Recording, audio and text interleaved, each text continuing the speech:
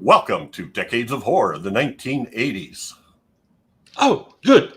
So you've taken to our local speciality. Pickled earthworms and aspic is not to everyone's taste, I can tell you. This is episode 194, recorded November 23rd, 2021. Gruesome Magazine. Welcome! Oh, wait, wrong country. I am your host, Jeff Mohr, and this podcast is about horror films released between 1980 and 1989. Each episode, my co-hosts Bill Mulligan, Crystal Cleveland, and Chad Hunt and I will tackle another classic or not so classic film from this radical, gory, influential, and gruesome decade. Tonight, Crystal Cleveland could not be with us, which is a real shame. This was her pick, so I really wanted to hear what she had to say about this. But it's such a Crystal pick too. Schedules are packed. Everybody's busy. We had to go ahead with this, so our apologies to Crystal and the listeners. But we do have Chad Hunt, comic book artist and co-host of Decades of Horror, the all of them. That's my new introduction.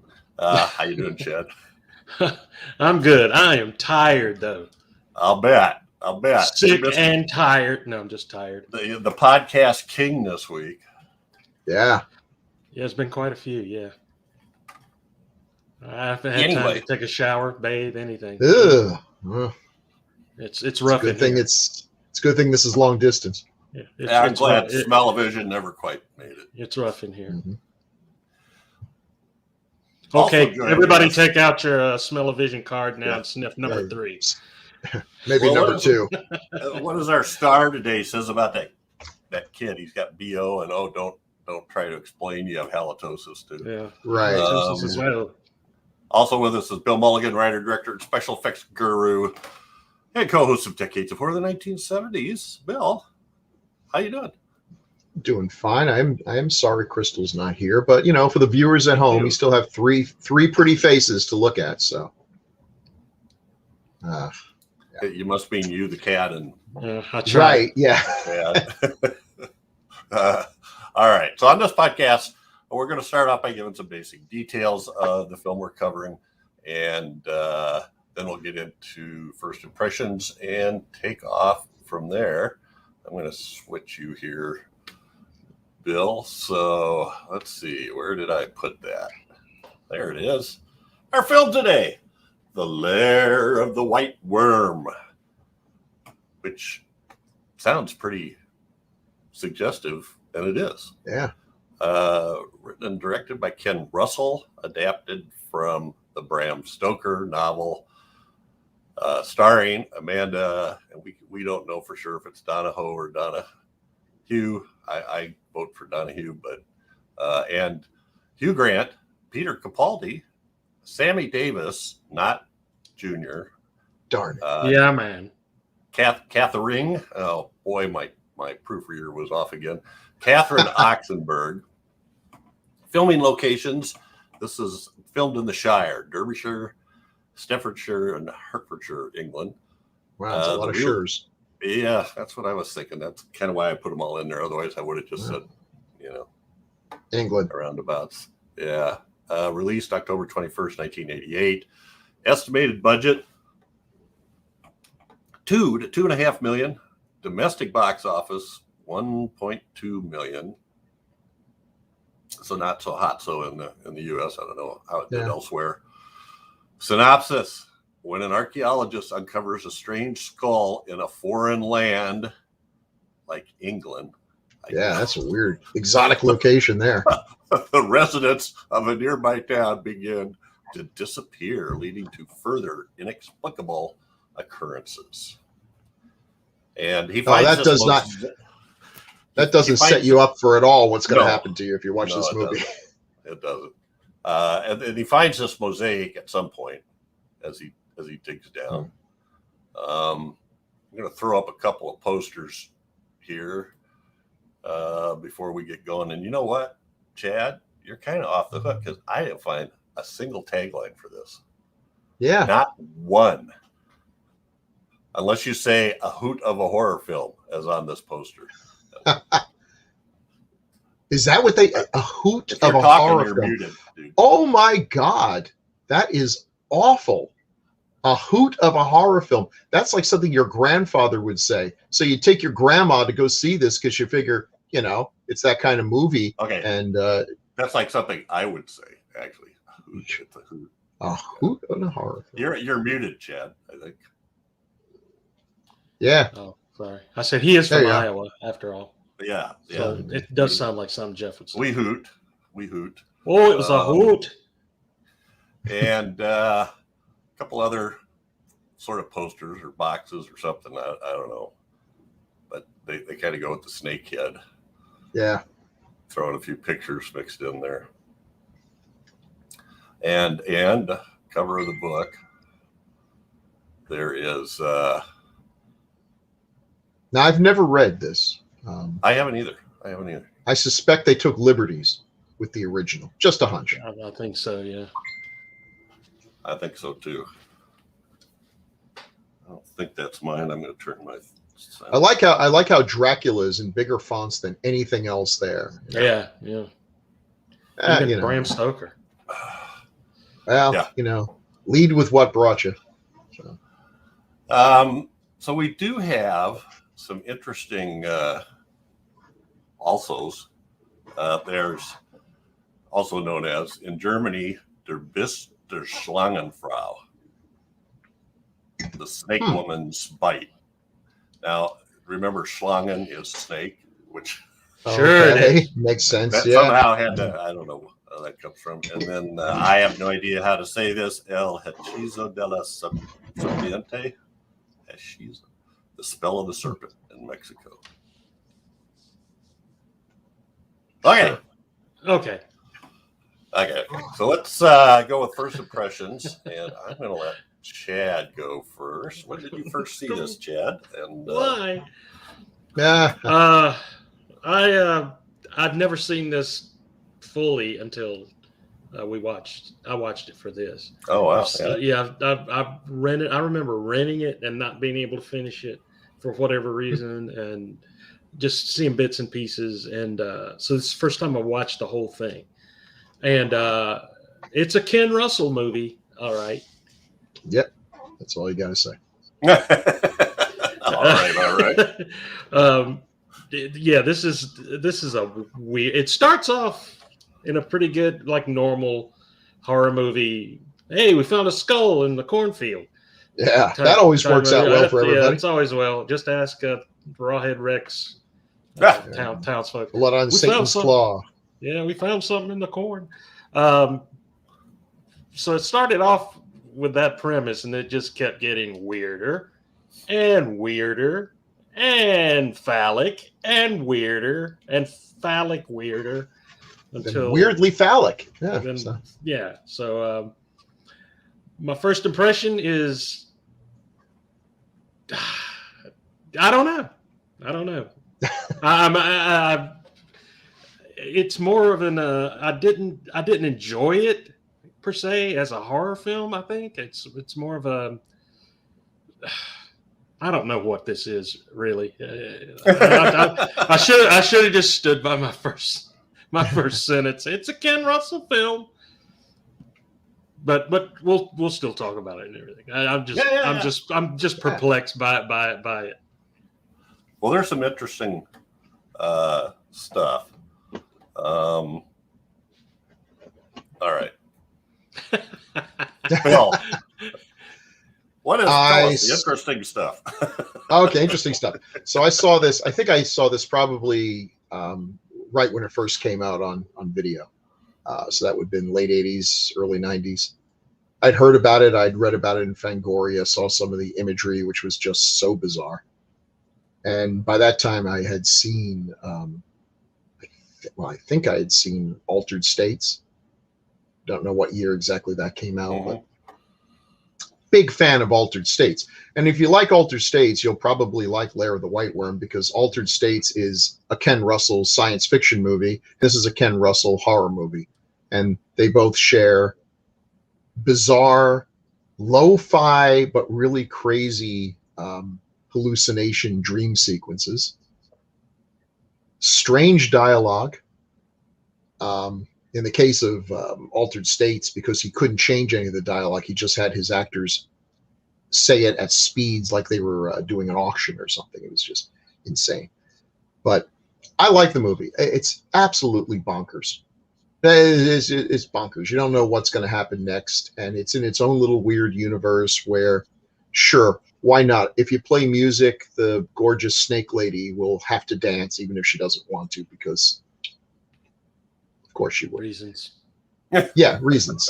It's got some. I've always been a big fan of the original, the Lampert worm, cryptozoology kind of thing. So this is a neat little take on that.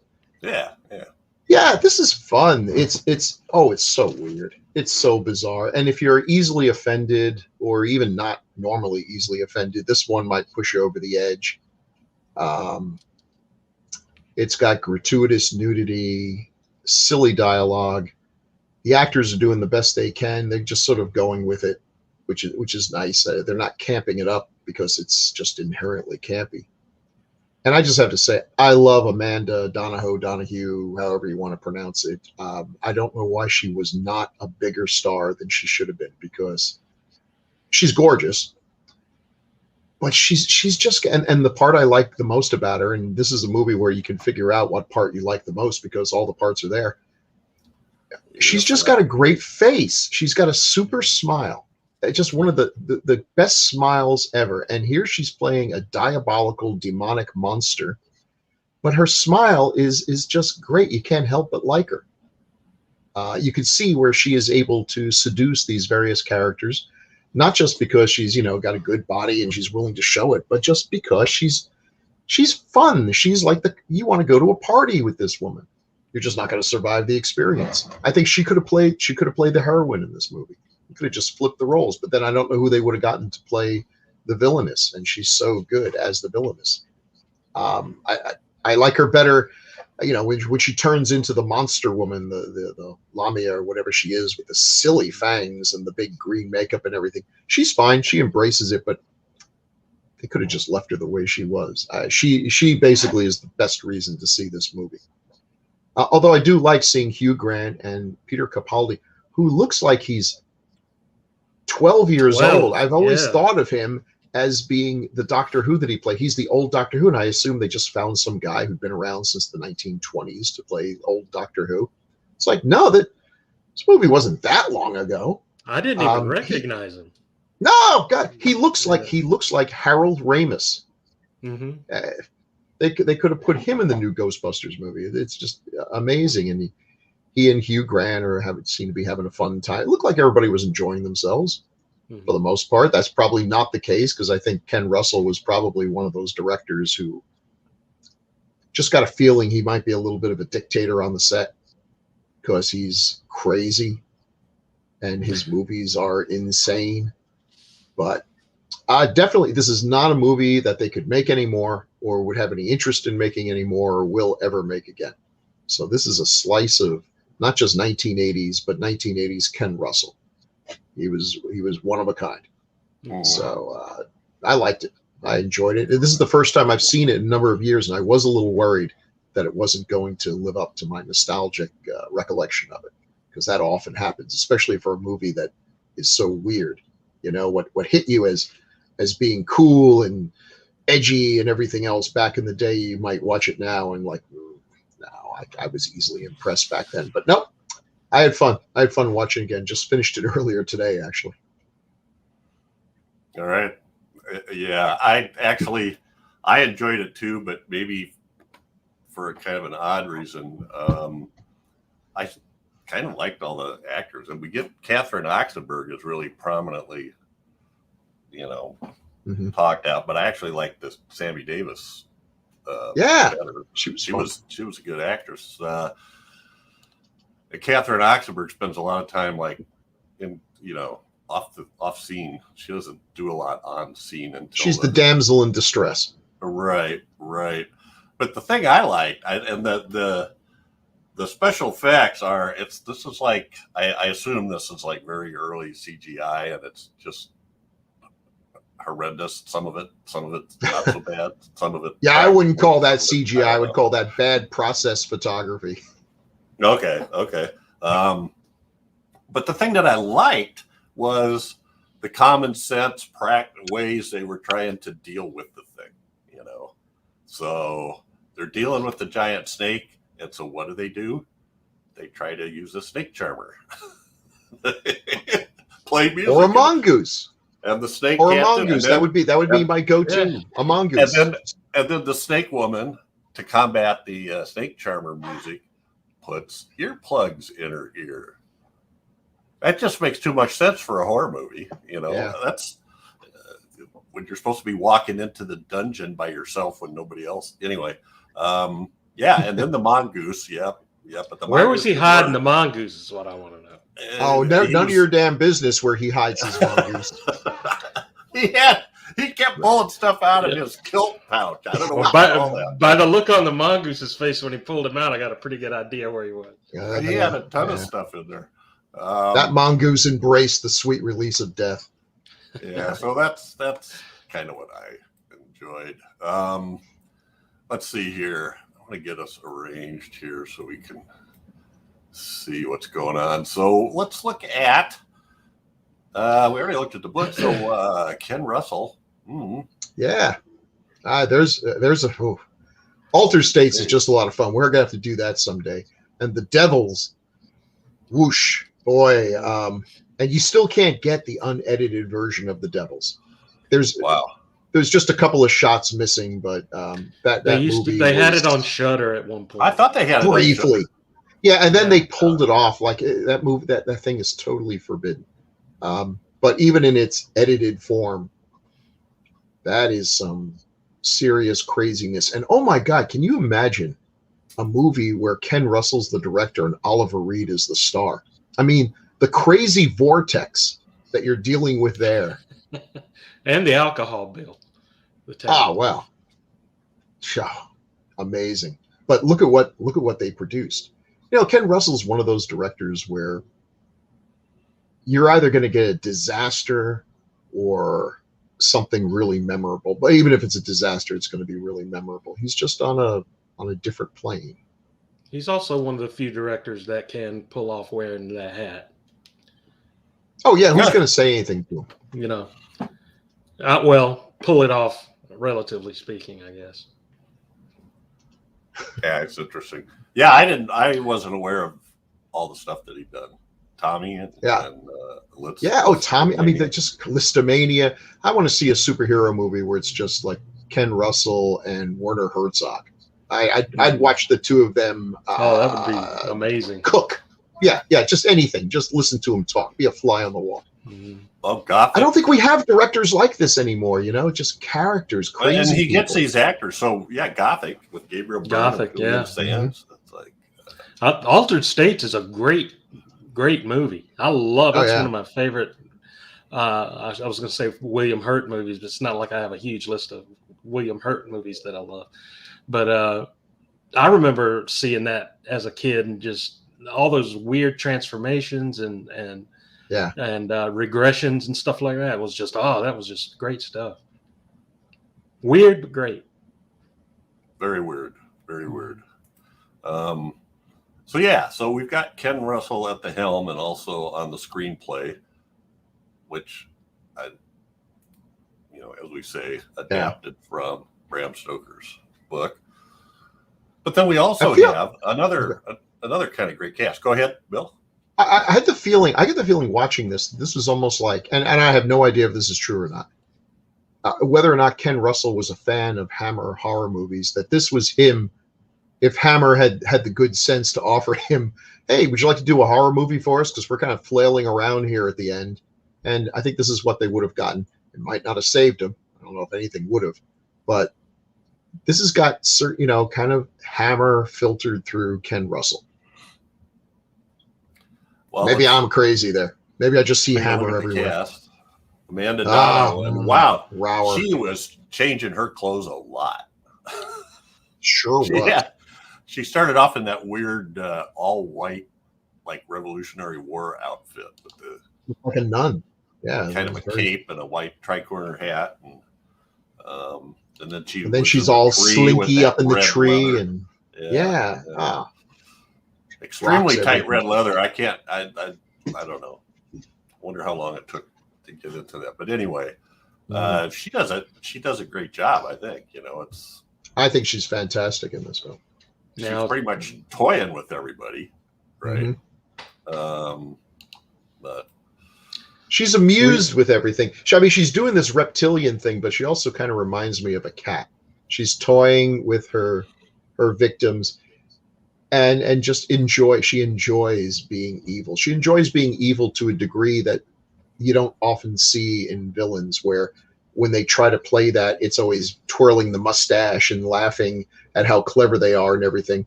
No, she likes being bad. She derives a great deal of enjoyment from it. So it's hard to tell what is, there's another shot that's kind of, you think of from this movie that's a little bit of an angled shot of her face in a different lighting, but it almost looks animated or CGI. I don't know how they did that. The background isn't, but anyway. And obviously there's a couple scenes in here where once they put those teeth in there, they have to have their mouth wide open. Oh yeah, because she can't shut your mouth. And I'm watching them going, teeth are ridiculous. When the one constable is chasing he looks so Baldy sad around, he has to keep his mouth like that the whole time. It's and like the one eye going this way completely. Oh yeah. And that's the only eye that blinked. So, they got those vampire circus fangs it's completely unworkable. You could not bite anyone with those fangs. The only thing you would bite would be your own lower lip. Now Ken Russell has said that he made this as a straight up comedy, and the only time I laughed is when that constable guy was chasing Peter Capaldi around with the bagpipe. That was the funniest part. I mean, I was laughing at that part. I started laughing right away when they started doing the moves, right? Yeah. Oh yeah. With the music, with the snake charmer music. Well, she looked great doing it, but the cop, not so much. No rhythm at all. My favorite part is when every time he put the bagpipes down and they make that dying animal sound that they do when you drop a bagpipe. Oh. Yeah. While he pulls out the mongoose. So here's Katherine Oxenburg. Which, strangely enough, she's a lot more in the news in the last couple of years with this whole Nexium thing. Yeah, unfortunately. Unfortunately, although her daughter has now exited from that.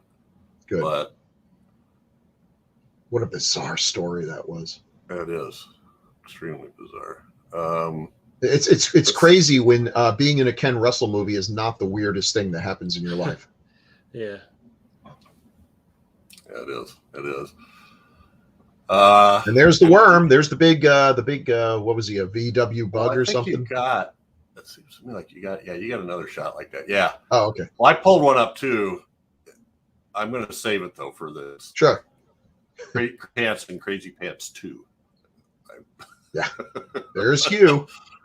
And Hugh Grant, that just seems so weird to me. I mean, is this... He also looked 12 years old in this. I know. Had he made anything... was he known for anything at this point? I don't know. Looking back through it, I'm not... A lot of British television to start with. Yeah. Yeah, I don't see anything. And he hated being in this movie. Did he? He said he hated being in this movie. He thought it was a low point. Remains of the Day is... Oh, Hugh. Listen, Hugh. The low point was in the future. Trust me, pal. Yes, there was the... Caught in the Park debacle or whatever the deal. Yep. Okay. But he ended up earning a spot in sort of romantic comedies, right? So maybe this kind of started on that. Everyone's got. It gave him this typecasting of being this upper crust twit. Yeah, just I don't know. I always saw him as the same character in every movie later on in his career. Yeah. I mean, this is kind of a strange role in that. Watching the movie again, it kind of struck me because I remember Hugh Grant as being the hero of the movie. It's really Peter Capaldi. Yeah. He does a whole lot more, and Hugh Grant is kind of superfluous. I don't know really that he has a great purpose in it. It's a cool scene when they have that seductive scene with Amanda Donohoe. That's cool. But the character is just there to have a lot of money and I guess finance everything else that everybody's doing. But I think they could have merged these two characters. A stand-in for the legend too, a little bit. Yeah. Of the worm, but didn't he? Because you kind of expect. Yeah, you kind of expect at the end he's going to be like his ancestor and cut the worm in half. He does get that. He does get that great moment where he kills the mom. Yeah, which was cool. Yeah. But yeah, it's almost like he had his own story, and it wasn't necessarily all that. He didn't save the girls. He didn't kill the monster. Why is he there? But he was fine. He was fine in it. I don't know. To be Katherine Oxenburg's. Yeah, he's Katherine Oxenburg's love interest, but as soon as he's there with Amanda, it's kissy. I don't blame him, but that doesn't exactly make me like him in my eyes. You mentioned the split, so I'm going to kind of throw this up here right now.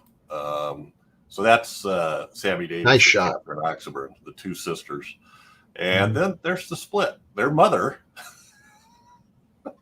who's been snakified or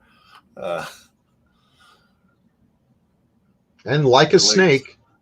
When I was a kid, I was the kid that the neighbors would call if they found a snake in their house, because I would catch the snake and release it into the woods, and I let everyone know about this because I discovered that what people did anytime they found a snake in their yard, they just chopped it in half with a shovel. Yeah. I got to see that way too often, and it traumatized me. I like snakes. I've always, been fond of them, and they when I was a weren't kid, poisonous. We would catch them. Almost every snake, there was a lot of them around where I lived, garter snakes, and we would catch them and put them in this. I had a sandbox with high sides, and we'd put them in the sandbox and have like a snake city. We'd have to spend most of our time keeping them from crawling over, but that's awesome, Snake City. Anyway, it was weird. One year we had a flood, and we lived kind of on a hill, and the guy that lived next to us had a junk pile behind his garage, and we went back, and a couple of us stood on the junk pile and jumped up and down, and this other kid stood outside and just started grabbing, and he comes up and he's got like 4 snakes in each hand, and we're like going, "Wow, God, I really wish I had a picture of that because it was that's pretty awesome." I'm like, you're crazy. You don't know what. Luckily, none of them were dastardly. Okay, off track. But that's a cool shot. I mean, it's the easiest effect in the world to do if you have a floor that you're willing to carve a couple holes in. But it was effective. And it was neat looking, And you can't really see it here, but there was like guts laying out on the in between too, as there should be. Yes. So you mentioned Peter Capaldi. Yes, he does his man howl when he finds the snake skull. Although, as would I if I found something fossil like that. Yeah, that snake skull is not anywhere near big enough. No, to be the snake that we see. That's if that's the one Lord Dampton slew, it wasn't that big of a deal, I guess. Well, people were shorter back then, so it seemed relatively large. And it's been a few hundred years of people sacrificing things to it, so it's gotten bigger.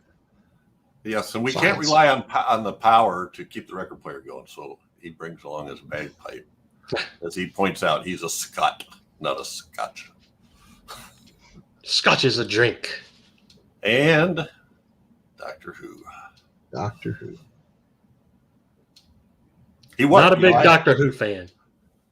Yeah, I don't know, and I have a lot of friends who are huge Doctor Who Yeah. fans, and I've tried to ask them, how should I introduce myself to this monstrous decades in the making thing, and I get different answers, and it's all variations of you got to watch every single one of them that you can, including the lost ones. Like, come on, I don't have that long to live. So. The first Doctor Who I was ever exposed to was the Tom Baker one with the Yes. scarf and the hat, and only then did I know of it. Marvel Comics did a mini. That's right. They did of that particular one, and I've seen a few of them, and they're charming. They are the lowest budget. They make Star Trek look like Star Wars. I mean, they're so low budget. And then I've seen some of the more modern ones when they brought them back, and those were very well written. But I just haven't had the time to really get into it. Right. But and boy, people they're fanatic about it. His name here is Angus Flint. No, that's a Scottish name, boy. Angus Flint. Oh, and, I didn't realize this. I'm not I'm not a Who fan either. And I get the Tom Baker ones are one that I saw back in the day, and it just didn't trip me, But World War Z, he played the WHO doctor, the WHO doctor, World Health Organization. I didn't notice it until I saw it written out here. He was Doctor Who and a Who doctor. Cool. Once in a lifetime. Yeah. 1,000,000 to 1 chance. Oh, so yeah, he's done a lot of, it's one of those things that I need to talk to somebody that understands this a little better than me, but he's done British actors tend to do tons of these short run television shows. Yeah. Where they're like, 4, 6, 8 episodes. Mm-hmm. And then other ones that are like, they run for a long time, but there's maybe only 3 or 4 episodes a year. Yeah, it's so bizarre. It's like, England's longest running situation comedy. Here's all 12 episodes. Like, wow. Okay. But then, hey, maybe that's better than what we do, which is take a good premise and just beat it to death with 30 episodes a year until they've totally run out of ideas. Well, they backed that off quite a bit. I mean, we did. I keep saying this on Decades of Horror, but I'm watching these old Alfred Hitchcock Presents, and there's the first few years there's 39 episodes. So they had a new episode every week except the summer. Yeah. So that's right. Summer repeats used to be when they actually had repeats. That's just, we only had to do it for 3 months. And for a while here, it was like 22, 23, 24. Now they're down around 13, 14 for a lot of stuff. Mm-hmm. Anyway. I approve. Yeah, I agree. It's hard to keep coming up with that stuff. So now it's time for the Crazy Pants. Oh boy, that was an awesome kill. Yeah, not a great deal of effort put into making it look realistic, but doesn't make a great still. But during the movie, it looked pretty. Well, good. they both kind of pop out, fall on the ground. I thought I only saw it was just the one. Oh, just the one. Okay. Mm-hmm. I just love the fact that it's hard to do these crazy process cameras and the blue screen and the green screen, and they don't care. It's a dream sequence, so what if you can see the matte line? Maybe dreams have big matte lines. Just do a crazy thing. So what in the So when I think it was when Katherine Oxenburg got poisoned by touching the cross, which is when that's what she does there. She spits on the crucifix, spits her venom on there, I guess. Mm-hmm. But when Katherine Oxenburg touches it, that she has this hallucination. Apparently, it's you get it through osmosis. It doesn't actually have to be injected. Right. She's a that spitting thing with all those guys coming out of her mouth. Yeah. I thought it was a Donnie and Marie variety show dance number. Like a 1970s/80s variety show with Raquel Welch and Kiss and Paul Lynde. And I made a sock puppet that looked just like that snake at the bottom there. I'll bet. Yeah. Well, and here's just to add to the 70s variety show look. Oh yeah. You know, we were talking about Adam Ant before the show. Yeah. Amanda Donohoe was his girlfriend, Right. At one point, right? Right.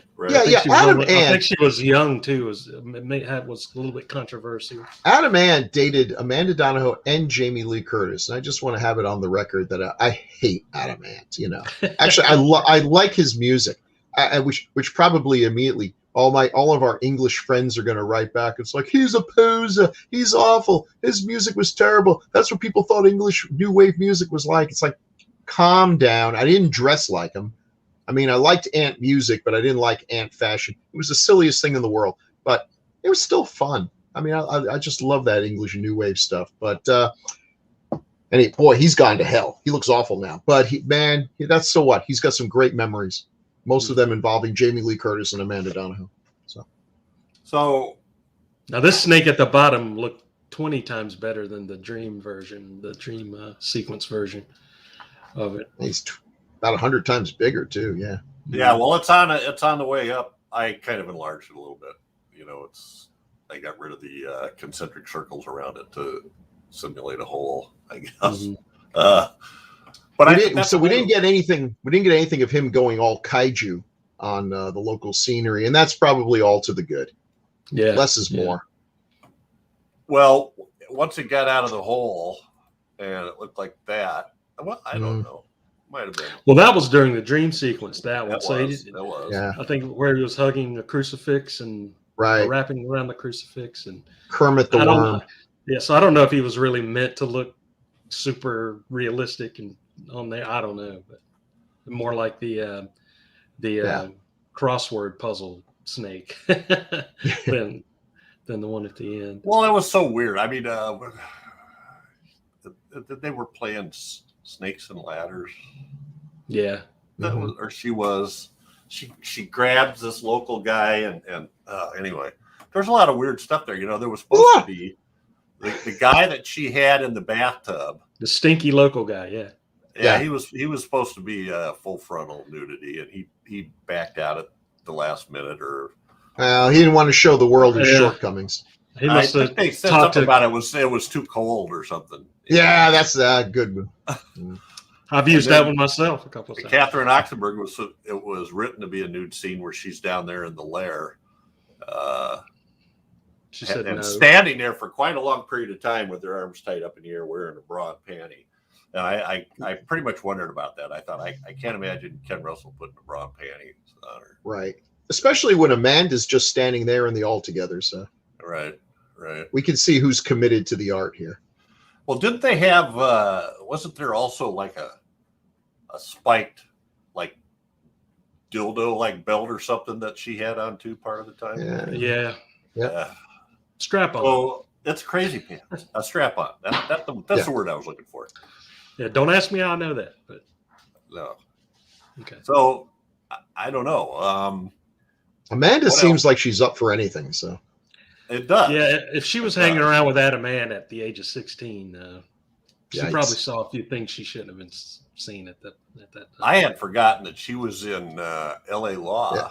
She was great in L.A. Law, and that was a big deal. That she played a bisexual lawyer. She had one of the first lesbian kiss on American television.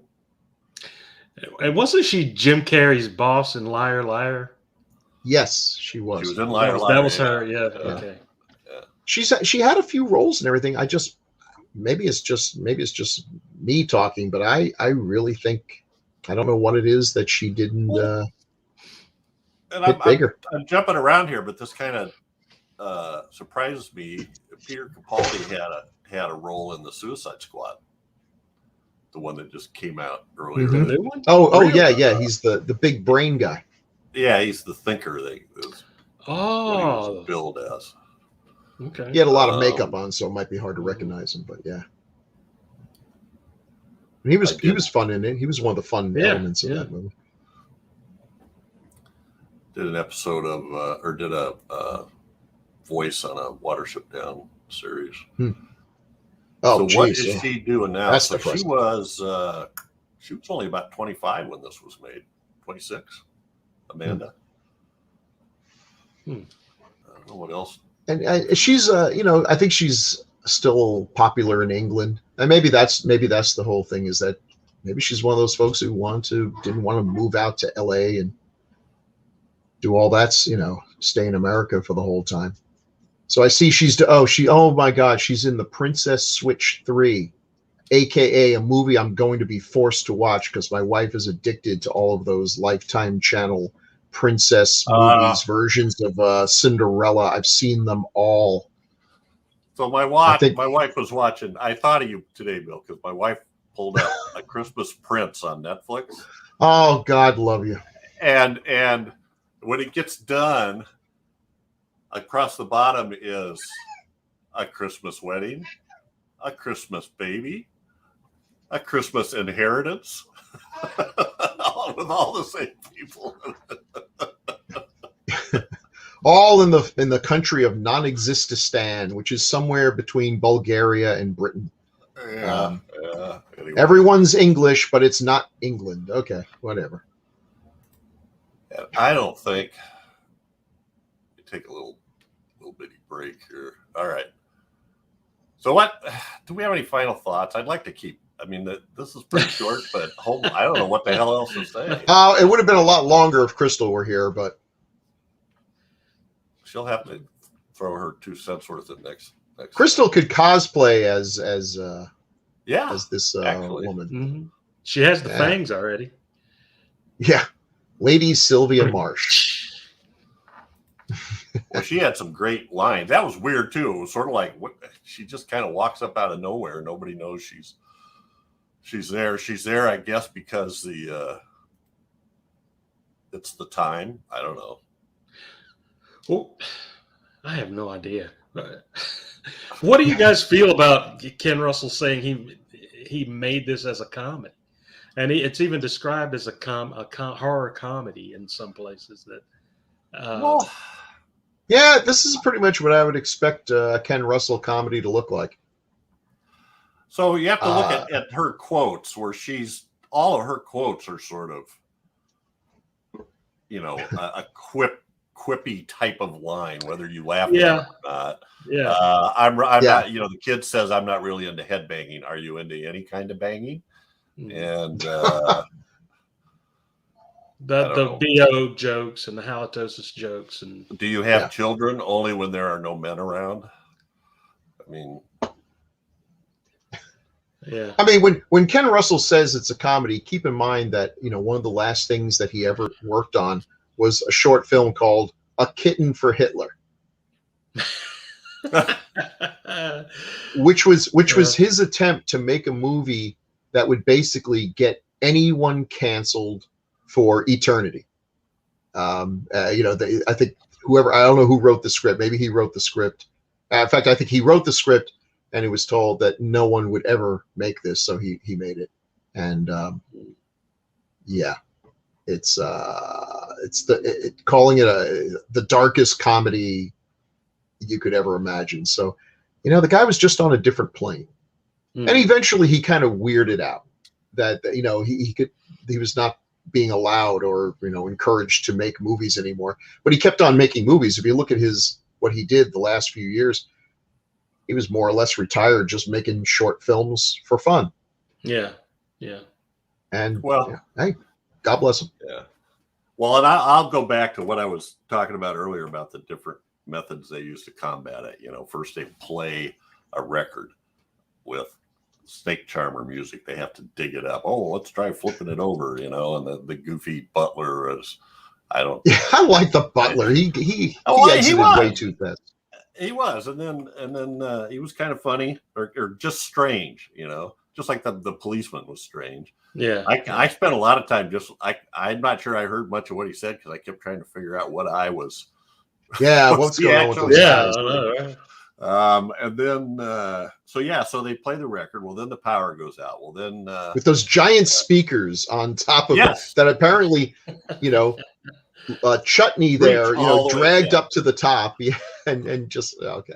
And then That was Angus starts marching around playing his bagpipes, and the policeman's chasing him. And then he goes into the castle and he pulls out the mongoose and sets it loose, Yeah, which doesn't do any good. And then he's in the pit or the lair, I guess. And how do you kill a snake down a hole? A hand grenade. How else would you do it? It's obvious. It was all real simple common sense on hand. It wasn't like he had to go get the secret magic version of the Necronomicon to read a just at the just. They should have used the hand grenade for everything, though. Yeah, really. that's my go-to. I'm glad you got to make sure you know what's what's mongoose around when you can have hand grenades and take care of everything. We got to make sure you know which is in which pocket, because you don't want to pull out the mongoose and pull his tail off thinking it's a pin or something. And no kidding. Or throw the hand grenade in the wrong place and then throw the mongoose down the hole to the big. Yeah, take out the hand grenade, go get her, boy, and just toss it there without. Yeah. So. Well, you know what? That would be. Surprised he didn't take out it at the very end when Amanda's hanging onto her leg. He didn't just pull an anvil out of his kilt and drop it on her like Bugs Bunny. We do have some feedback, so maybe we should migrate to that. I don't know. Sure. So last thoughts. Look, if you haven't seen this movie or haven't heard of this movie, I think you've gotten a taste of what's in store for you. It's not a movie to watch with grandma and the kids. If you are the kind of person who maybe partakes of herbal refreshments before you watch a movie, I'd think long and hard before I do it for this one. It might make it better. It also might give you nightmares for a week. I don't know. I don't do that kind of stuff. So, it takes your chances. But this is a crazy film. Before you watch this movie. Oh, God, no. This is the movie you do if you're trying to quit acid. It's like, who needs acid when you can just, stare at a Ken Russell film up close and personal? So, but that's fun. It's a crazy movie, and they don't make them like this anymore. So, no, I wasn't bored. No. I was like, what the hell? When the guy started dancing out of the mouth in the dream sequence, I was like, what? You experience this movie. You don't really watch this movie. Colors. Oh, the pretty colors. Yeah, be careful what else you do there. Yeah. All right. Well, we do have some feedback, which I just put up. You guys might have to refresh. Oh, okay. First, we've got, if you scroll down, we've got some feedback on 192, The Children, and 193, Razorback. So 192, anybody want to, Bill, how about if you read the Evil? From Evil. Who is actually Richard Burton would say, Evil. Who requested it twice. So, The Children. Okay. Evil, this is The Children. Great review, Grue-Crew. You gave an honest review, and it landed right about where I expected to land. I really got a kick out of your various takes. I have no illusions about what the movie was. I think that my love for it is a mix of nostalgia and my love for low-budget cinema. The Children was a huge hit amongst my friends when we were kids, and the movie was making its initial run. I remember this was a big hit at the drive-in, if I recall correctly. They had this on a twin bill with the original Death Ship. I recently bought the Troma DVD release, and they have interviews with some of the crew. Your take is pretty dead on, as this was a fly-by-night homebrew production. Anyway, thanks for the review. It was fun. Thanks, Evil. Yep, thanks, Evil. No, I'm glad you brought it up the second time around, because I had looked for it and let it drop, and so it was time. Love me some kids with radioactive hands. Right, yeah. Should I do Dallas? Chad always. Oh, let Chad do Dallas. Yeah, his nemesis. Well, how did I get this? Because I get a pick. You can say no, and Bill can read it. No, I'm fine. I know. I was really excited to hear you would be reviewing The Children. I first saw this when I was in middle school on an episode of Commander USA. I thought it was scary then and still enjoy it today. Great choice, everyone. Thanks. What, Dallas sounds like Truman Capote? Yeah. Oh, Or okay. Well, sometimes he sounds like Groovy. Who also sounds like Truman Capote. I've never seen the two of them in the same room at the same time, so we may be onto something. I think that's the second person in like 2 weeks that's mentioned Commander USA. I don't think you brought it up the other time. Commander USA was just a great show. It was a fun show. The guy totally committed to it. I loved it. He doesn't get enough love. I don't know that the shows were all preserved. I've only seen like some real bad dupe copies. And that's a shame because I'd buy an entire collection of Commander USA movies. The movies were usually okay, and his stuff was gold. So, yeah. I'm afraid I don't think he's with us anymore. The gentleman who played Commander USA. Yeah. He was fun. He was a lot of fun. All right, now we have some on Razorback, episode 193, Ozploitation. So the first one is interesting. It's from Matthew Binney, VHS Video World and More. So maybe, I don't know if that's a business or if he has his own site. I should probably look into that. Anybody? Well, it's a hard one to read because he uses a bunch of emojis, but I'll do my best. Smiley face. Great movie. I have it on VHS, 2 VHS cassettes, and Blu-ray, 2 DVDs, and a smiley face. And hello from Australia, 2 koala bears, and what I think is a marsupial mouse. Oh, 2. Yeah, what is that? Did I say koala bears? No, kangaroos, and then some other creature that probably has a pouch. I love getting stuff from Australia. Matthew Binney, who obviously has balls of steel because he lives in a country that has 11 of the top 10 most poisonous snakes on Earth. Yes. My hat's off to you. And for him, yeah, for him, Razorback is just a documentary. Last week at VHS Video World and More, this is what happened right behind the store. A giant boar. So cool. I'm glad. Australia, man. Australian films. Just off topic. I do some. I help run some short film festivals and everything.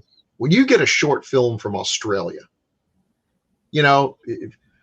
the story, the writing, the direction, all that is up to the talents of the people involved. But one thing for sure, you are going to get some amazing background footage, sets. Just the visuals are absolutely fantastic. It's just such a fascinating looking country. There's some it's a continent. Great horror movies from Australia. Undead. I don't know if you've ever seen Undead. Yeah. Well, again, the location is just it evokes such emotions. It's it's just got so much there. It's just an amazing place. Here's Dallas again. Are you kidding me? No. All right, Dallas. We give Australia Jaws and they give us Razorback in return. Oh, well, they did give us Mad Max. So there's that. I do have to say this is probably the best pig horror film ever, although that isn't saying much. You guys should cover Hogzilla next. I heard that's pretty bad as well. Thanks, Dallas. I love you, Dallas. Yeah. I just keep writing in because I love get Chad to do that voice. Try to write some letters that are really hard with words that are really hard to pronounce just to mess them up. Hogzilla, though, isn't that the one with Joe Bob? Joe Bob Briggs in that? There's surprisingly a lot of hog movies. Is there? Yeah, there really are. Yeah. Well, they're kind of scary. All right, here's one from Sir Rancelot. Bill. Animals Attack, Jaws ripoffs is one of the cooler sub-genres in all of cult filmmaking. By the way, if you listen to Dark Side of the Moon while watching The Wizard of Oz, right before Dorothy falls from the fence into the pig pen, Gilmore sings, "Balanced on the biggest wave, you race toward an early grave." Yeah. Well, now I'm going to have to test that theory. That. You know what? I've heard something about playing that record along with the movie, but I never did. If you play Lou Reed's Metal Machine music really, really loud while you're watching Wizard of Oz, at about the 4-minute mark, the neighbors will start pounding on your door. That's true. That's true. Yeah. And one more from Evil. Yep. Anybody want it? Still waiting. Sure. Still waiting for Razorback 2, The Bacon Bites Back. Nice. I think Chad brought that up, or we were joking about it. Yeah. Also great to hear that the 90s might be revisited down the road. If you guys can do it, I support it. Well, that's what makes us want to do it. Yeah. We're thinking. Always the problem thinking. is time. It's always time. Floating like a river to the sea. All right. I really appreciate all the feedback, you guys, from Matthew Binney down under, Dallas Squared, Sir Rancelot, Evil Squared. So keep it up. We love getting feedback. That's it for this episode. But every 2 weeks, we'll be focusing on a specific film released between 1980 and 1989. Next up, we tackle one chosen by Chad. Neon Maniacs. I have never even heard of that. Oh, I've seen it. It's got that son of a bitch Adamant in it, probably with a big smirk on his face. Uh-huh. As well he should. I to be honest, I haven't seen it until it came out in the 80s. I haven't seen it since then. So Okay. I could be leading us to Is greener it the, pastures or leading us on the road to hell. I don't know. Is it the kind of thing that might be censored? No, I don't think No, so. it was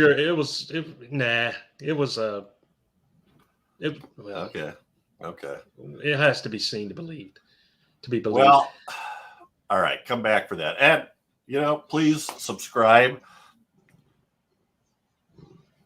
Leave comments. Also, give us thumbs up or whatever. Catch us again here in 2 weeks for another great horror movie of the 1980s. Only decades of horror can do it. Say goodnight. Night, everybody.